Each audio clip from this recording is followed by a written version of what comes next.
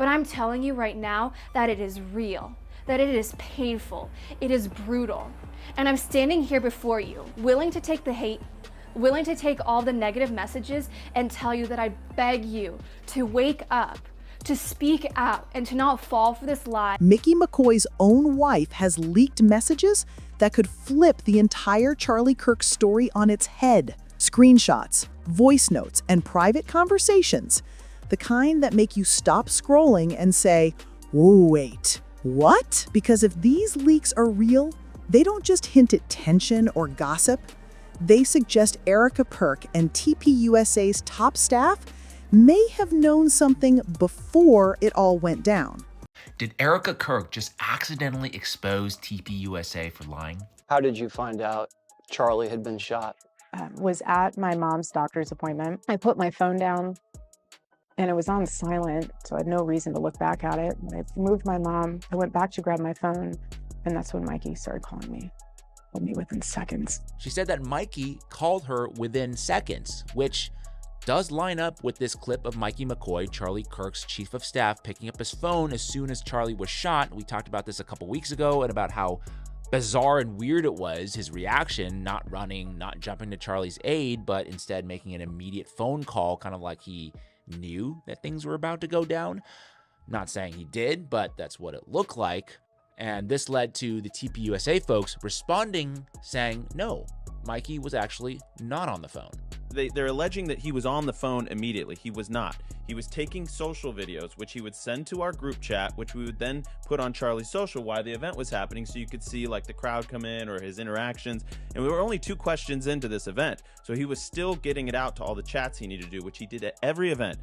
He turns around, and it was so blaringly loud, I'm told. You would know this better than I, but this is what I'm told. It was so blaringly loud, and he was so shell-shocked, he put his fingers in his ear, but his phone was still in his hand. Okay, so now we have 2 different sides of the story. Erika says that Micky called her within seconds, but Andrew Colvett here says that Micky was not on his phone, but rather just putting his hands up to cover his ears from the loud noise. Some may see this as a small detail, a potential small lie, but what I'll say to that is, people who tell small lies also tend to tell bigger lies at some point. So Micky, we're going to want to see that call log. You heard that right. Before the cameras rolled, before Charlie collapsed, before anyone screamed. People online are calling it the quiet betrayal. And the craziest part? The leaks didn't come from some outsider digging for clout. They came from the wife of the man at the center of the chaos, the one seen calmly lifting his phone just seconds before everything fell apart.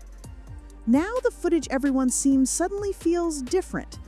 Every word from Erika Kirk's post-incident speech, every strange thank you, it all takes on a new, unsettling meaning. Because when your husband's chief of staff is caught acting suspicious and his own wife starts leaking receipts, you know there's a story nobody wants told. The internet didn't just wake up one morning and decide to accuse Turning Point USA of covering something up. It all started with a single post. Late one night, an account that people later connected to Micky McCoy's wife dropped what looked like private screenshots and audio clips. No caption, no explanation, just one cryptic message. They all knew. Within minutes, the screenshots spread like wildfire. In them, there were mentions of timing, security coordination, and one chilling line supposedly from Micky himself. Erika Kirk already knows. That phrase became the spark for a digital firestorm. Who was Erika supposed to know about? And what was she ready for? One clip, allegedly a voice memo, captured a woman sounding shaken, saying, "I can't stay quiet anymore. This wasn't an accident." People swear it was Micky's wife. Others claim it was a friend trying to protect her. Either way, the tone was clear. Fear mixed with guilt. Then came the bombshell. The timestamps of those messages line up almost perfectly with new viral footage from the event. The same footage showing Micky quietly lifting his phone right before the shot. That tiny moment, once brushed off as coincidence, now looks deliberate. And the internet noticed. Hard. Reddit threads, TikTok breakdowns, forensic Twitter spaces. Everyone's analyzing the same question. What did Erika, Kirk, and TPUSA's team actually know before the shooting? Because if these leaks are even halfway real, it means this wasn't chaos. It was choreography. So what exactly did those leaks say that got the internet spinning like this? Here's where things get wild. The screenshots supposedly show private group chats between Micky, a few TPUSA staffers, and someone listed as EK, believed to be Erika Kirk. The messages aren't long, but they don't have to be. It's the tone that sent chills through everyone reading them. One line reads, "Everything's set. Keep calm if it happens." Another says, "We've rehearsed this. Just make sure cameras stay rolling." And then there's that phrase again, "Erika already knows." Those 4 words became the internet's obsession, because if they're real, it changes everything about that day. Digging deeper, people noticed something else. The conversation timestamps were just hours before the event, and at the same time, Micky's wife posted a cryptic story on her private Instagram. Just one sentence, "Truth always finds its way out." That post disappeared minutes later. Within 24 hours, dozens of creators reposted the leaks with captions like, "Did TPUSA stage this?" and "Was Charlie betrayed by his own circle?" The story snowballed fast. Every frame of footage was reanalyzed. Every pause in Erika's speech suddenly looked calculated. But here's what no one expected. The leaks didn't just expose messages. They hinted at coordination, strategy, and silence, the kind that only happens when everyone's playing a role. This is the clip that broke the internet. You've seen it by now. The slow-motion footage from the TPUSA tent. Charlie Kirk is mid-sentence, the crowd's quiet, and right behind him stands Micky McCoy. Then, right before the shot rings out, he does something that looks almost rehearsed. He lifts his phone, presses it to his ear, turns away, and calmly walks off. It's a 2-second gesture, but in those 2 seconds, the internet saw everything. No flinch, no instinct to duck, no rush toward his friend lying in front of him. Instead, it's the kind of movement that says, "I knew this was coming." And when people lined that clip up with the alleged text messages saying, "Keep calm if it happens," the coincidence was too perfect to ignore. The reaction was instant. TikTok zoomed in, Reddit slowed it down frame by frame. Twitter turned it into a forensic study. The angle from a second camera even shows Micky stepping out of frame seconds before Charlie falls. That timing, impossibly tight, is what sent theorists spiraling. Then came the killer detail. Freeze the clip at 006, and you can see his lips move, as if speaking into the phone. But the audio shows no ringtone, no vibration, nothing. It's like the call was already connected. So when the leak said Erika already knows, and this footage shows Micky calling before the chaos even begins, it's not just a rumor anymore. It's a pattern. And it's one that has people wondering, was Micky reporting what was happening, or signaling that it was time? Days after the shooting, while the public was still in shock, Erika Kirk stepped on stage for the first time. Cameras flashing, crowd hushed, she delivered what was supposed to be a heartfelt tribute to her late husband. But what grabbed everyone's attention wasn't the tears, it was the name she couldn't stop repeating. "I want to thank the Turning Point USA board and my husband's chief of staff, the amazing Micky McCoy." She said it once, then again, the same phrase, same tone, just louder. The amazing Micky McCoy. The internet went wild. Why emphasize him, of all people? The same man caught on video walking away seconds before Charlie was hit? The same man whose wife supposedly leaked proof that people already knew? Within hours, clips of Erika's speech were everywhere. TikTok captions read, "This sounds like a script." Reddit users compared her tone to a PR-trained performance. Even body language analysts started weighing in, pointing out how she smiled when she said Micky's name, how her eyes darted down right after, as if reading from a prompt. But what truly set people off was the timing. These leaks, the ones allegedly from Micky's wife, were already circulating online, meaning Erika's speech didn't just sound awkward, it looked like damage control, like she was reframing the narrative before the world could question Micky's role. So the question becomes, was that praise just a public thank you? Or a coded defense of a man she already knew was being accused? That's when the whole story started cracking. Fast. Just days after the shooting, Micky's father, Pastor Rob McCoy, went on record saying his son was covered in blood, that he'd held Charlie in his arms. It sounded noble, emotional. But there is one small problem. The footage shows none of that. Micky never goes near Charlie. He doesn't kneel, he doesn't touch him. He walks off, phone to his ear, and vanishes behind the tent. Then came Erika's own version. She told the New York Times that Micky called her seconds after the shot, saying he's in trouble. But the supposed timestamps from the leaks don't match that at all. According to those screenshots, Micky's phone was already connected to someone before the incident even happened. How? The contradictions pile up fast. Rob McCoy swears his son called him first. Erika says she got the first call. Neither mentioned a group call, neither detailed the overlap, yet both insist they were the first to hear from Micky. That's not a misunderstanding, that's an impossible timeline. Even stranger, TPUSA's official response reads like it was written overnight. Rushed statements defending Micky as a hero under pressure, while quietly ignoring the inconsistencies. But every attempt to clarify just made things murkier, because every version contradicts the video and every defense sounds rehearsed. So now, people aren't asking if there's a cover-up, they're asking how many people are involved and why every new explanation feels like a script that's already been rewritten 3 times.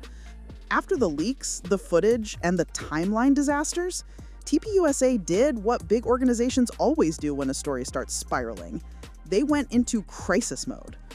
Overnight, insider reports say the PR team was instructed to reclaim the narrative. Suddenly, articles appeared defending Micky McCoy, describing him as a loyal brother in faith and a calm responder during chaos. Then came the videos. Highly produced tributes, glossy lighting, emotional music, all pushing one message. Micky was a hero. But viewers weren't buying it. The internet noticed how perfectly timed everything was. Within a week of the leaks, Micky was invited to speak at Liberty University, where he praised Charlie's unshakable vision. The delivery was smooth, too smooth. No mention of the inconsistencies, no explanation about the call, just a clean performance. For many, it felt less like mourning and more like media rehearsal. Then things got darker. Micky's wife's social accounts vanished. Her posts deleted, profiles locked, comments scrubbed. Rumors began that TPUSA's lawyers had reached out to contain misinformation. But to the public, that didn't look like damage control. It looked like silencing. Behind closed doors, sources whispered that NDAs were being updated, staff were warned to stay off social media, and internal Slack channels went quiet. Everything screamed panic, but the louder TPUSA tried to shout nothing to hide, the clearer it became, something was definitely being hidden. Because when an organization tries this hard to bury a story, it usually means someone, somewhere, finally told the truth. The reason these leaks hit so hard isn't just because they're shocking. It's because of who they came from. Not a journalist, not a rival, but Micky McCoy's own wife. The one person who knew the private side of the man the internet can't stop replaying on video. The man who walked away while his friend's life was slipping away. When someone that close decides to speak out, it changes the weight of everything. Her alleged messages didn't sound like gossip. They sounded like guilt. The kind of guilt that comes from watching someone play a part in something they can't live with anymore. They already knew. I wish I'd said something sooner. Those words flipped the entire TPUSA world upside down. Because if she's right, even halfway right, that means the people Charlie Kirk trusted most may have been preparing for something long before that fateful day. And suddenly, every polished statement, every carefully crafted tribute, every public thank you, sounds less like grief and more like damage control. And look at the patterns. Right after the leaks, TPUSA's executives start flooding the internet with tribute content. The tone? Reassuring. Scripted. They plastered Micky's face everywhere. Podcasts, speeches, press releases. He wasn't hiding, he was being rebuilt. Like the organization knew the only way to kill a scandal was to drown it in PR. Meanwhile, Micky himself goes dark. No public comment, no clarification about who he called, no emotion in his few appearances, just careful, clean lines about faith, purpose, and forgiveness. The wife's social media disappears. Her friends' pages are locked. A few accounts claiming to know her say she's been advised not to talk. Others say she's terrified. And then, silence. But silence can be louder than any statement. Because when someone who's supposedly lying gets exposed, they talk. They defend themselves. They post screenshots, videos, proof. Yet in this case, nothing. No lawsuit against false rumors. No cease and desist, just complete, choreographed quiet. That's why people online won't let this story die. It doesn't act like a rumor. It acts like a cover-up.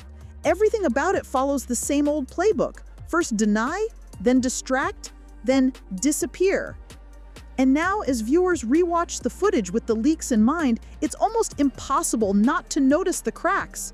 The small glances, the perfectly timed thank yous, the people who always seem to speak just enough, but never too much. Because if this really is what it looks like, if Micky's wife leaked evidence that TPUSA insiders, maybe even Erika Kirk herself, were in on it, then we're not talking about random chaos. We're talking about a stage-managed tragedy dressed up as fate. And maybe that's why this story matters more than anyone wants to admit. It's not just about what happened that day, it's about what it reveals. How power, image, and loyalty can twist truth until it barely looks human anymore. How quickly grief turns into branding. And how people who smile on stage can keep secrets darker than anyone watching could imagine. Because in the end, this isn't just the story of a wife's leak. It's the story of who that leak scared the most. The ones who went silent. The ones who rewrote the narrative. The ones who kept saying, the amazing Micky McCoy.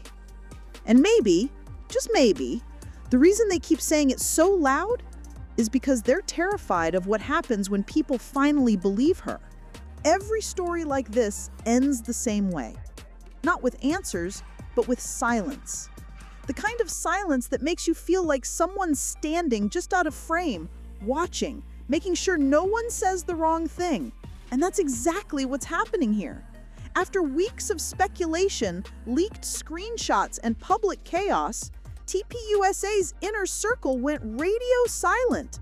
No follow-ups, no interviews, not even a statement from Erika Kirk herself addressing the accusations. Instead, what we got were smiling Instagram posts, new projects, and sound bites about faith in dark times. It's all too polished, too clean for something this messy. Because behind the scenes, the puzzle still doesn't fit. We have footage showing Micky McCoy walking away seconds before Charlie Kirk collapses. We have his wife leaking what she said were receipts, proving they already knew. We have two different timelines, from Erika and from his father, both impossible to reconcile. And we have TPUSA, a media empire built on message control, doing everything except answering the one question everyone keeps asking: what actually happened that day? But here's what makes this story so haunting: the human part. The idea that someone who stood beside you on stage, who you trusted, might have known something you didn't. And the people now smiling on camera, thanking each other, might not be mourning. They might be managing. And those smiling faces, that's what this story leaves us with. Because behind the on-stage smiles, there's a silence so loud that it's shouting. Every time someone says the amazing Micky McCoy, it sounds less like gratitude and more like a reminder. A line in a script that everyone's forced to keep repeating until the audience stops asking questions. And then there's the wife, the one person who dared to break that script. Maybe she was angry. Maybe she was scared. Maybe she just couldn't watch it anymore. But whatever her reason, she cracked open the illusion. And once the illusion breaks, no amount of PR can glue it back together. So what's left now? A shattered narrative, conflicting timelines, deleted posts, and a million people online refusing to forget. Because the truth, the real truth, doesn't vanish. It lingers in the gaps between statements, in the parts of the video they cropped out, in the words that sound too perfect to be spontaneous. And maybe that's the real takeaway here. In a world built on image, silence isn't peace. It's a strategy. So the next time someone tells you a story that feels too polished, too clean, too rehearsed, remember this one. Remember the leaks, the contradictions, the forced smiles. Because somewhere behind all that noise, someone still knows exactly what happened. And maybe one day, when they can't take the silence anymore, we'll finally hear the truth.